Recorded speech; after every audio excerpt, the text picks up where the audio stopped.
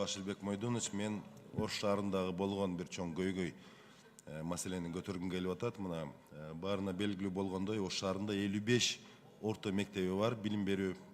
Ошол жерде проекттери боюнча и көлөмү боюнча дагы 36 000 окуучуга расчеттолгон.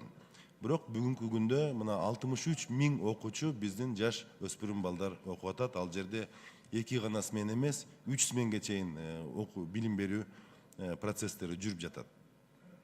Бул ар бир класста 50-ден 60-ка чейин балдар окуп атат.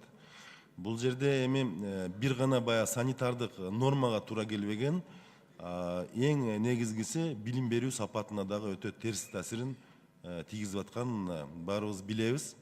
Мына Ош шаарында 2013-2014 жылы 5 мектеп курулушу башталган. Бул өтмө долбоорлор. Бирок бул жылга борбордук бюджеттен бир тыйын акча каралбаптыр. 310 миллион сом. Эгерде биз тез аранын ичинде бул маселени бир көзөмөлгө алып, ошол каражатты бөлүп мектептерди бүтүрбөсөк, аябай бир чоң көйгөйлүү катастрофага айланып жатат. Балдар биздин келечегибиз.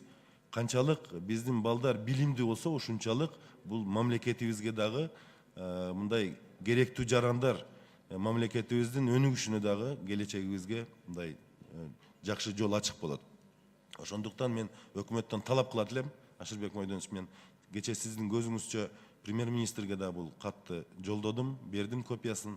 Ошону бир көзөмөлгө алып, ошол тез арада чечкенге жардам бериңиз. Бул биринчиси.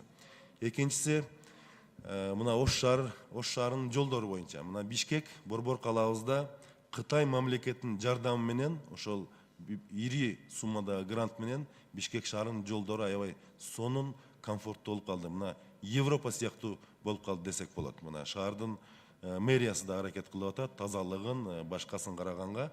Бирок Ош шаарынын жолдору эскилиги жетип бүттү. Шаардын бюджети чоң эмес, бюджеттен жаңы жол салганга күчү жетпейт. Шаардын бюджетинен.